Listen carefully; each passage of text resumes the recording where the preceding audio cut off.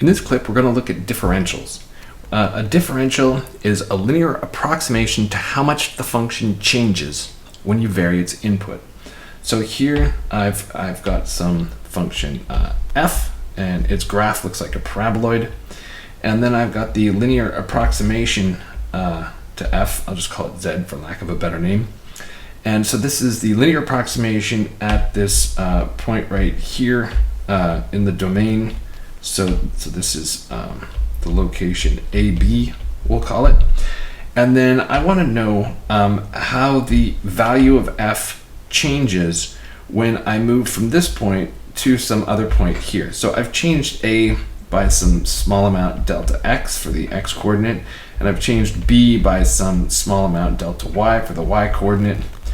And now I want to know what the value of the function looks like at this new perturbed point. So how does the, actually, I don't want to know specifically the value of the function. I want to know how much the value of the function has changed from the original location. Now, in general, for a nonlinear multivariable function, that can be a really hard question, especially if there's a lot of variables. So let's take a look at what's happened here. So we've gone from the initial value of the function right here. So this is f of AB is represented by the height of this dot where the tangent plane is attached. And then we have changed this now, so we're looking at this height here, and that is the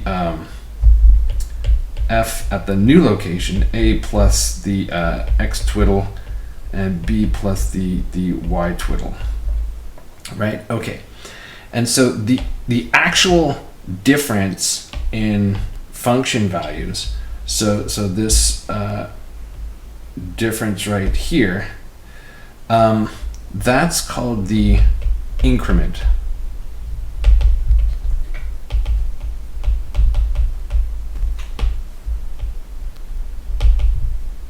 And so the idea is that the increment is often too difficult to compute in any nice way. It's hard to get like a pretty formula for it. So the increment, this is the change in f, and so it's going to be f at the new location minus f at the original location. Okay, so that's the actual change in the value of f. I called it difference. Maybe I should also call it like change, just to, all right, good. So now the other thing that we could do is, since we've got this handy dandy linear approximation right here, we could, instead of actually looking at the difference in the values of f right here, we could look in the difference between the value of f and the value given by the linear approximation. And so this one would be, let me switch to a different color here. We'll go orange. Hopefully it won't blend in with the paraboloid. So we've got this difference right here. And so this is going to be the differential. And I should have given myself some more room. So the differential is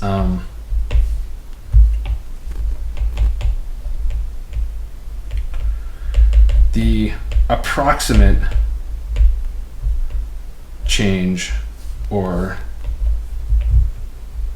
difference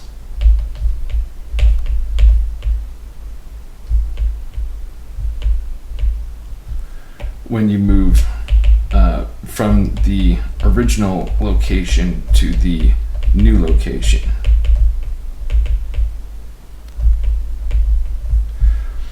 Okay, so that's the differential, and so that's that orange height, the height of the orange bar from here to here. Okay, and so let's see. So what would that be? Well, we can actually see what the formula for it is. So the differential is denoted by df.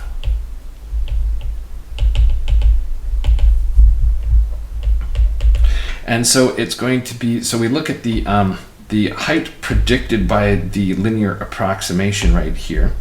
So that's going to be f of AB plus the slope times x change plus the slope in the y direction times the change in the y direction. Okay, so that whole part right there is the so this guy here, this is the linear approximation. So it is the height of this upper red dot right here. Okay, so it's the difference between that and the value at the original location. So I have to subtract off the value at the original location. And you notice that already showed up in the formula here. So it cancels with these guys.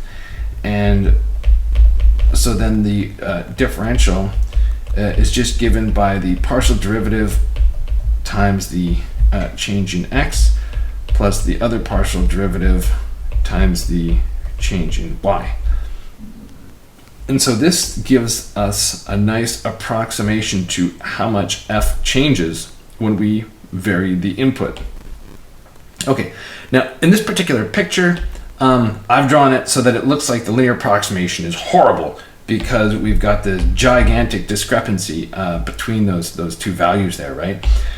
In actual practice, you wouldn't choose delta x or delta y to be so big. You would choose them to be small so that you're constrained in some little neighborhood of AB. And if you stay in some little neighborhood of AB, then the function values on the surface of the paraboloid and on the tangent plane are actually very close to each other and give you a good approximation. This is really helpful in engineering for a variety of applications that we'll look at in the upcoming clips.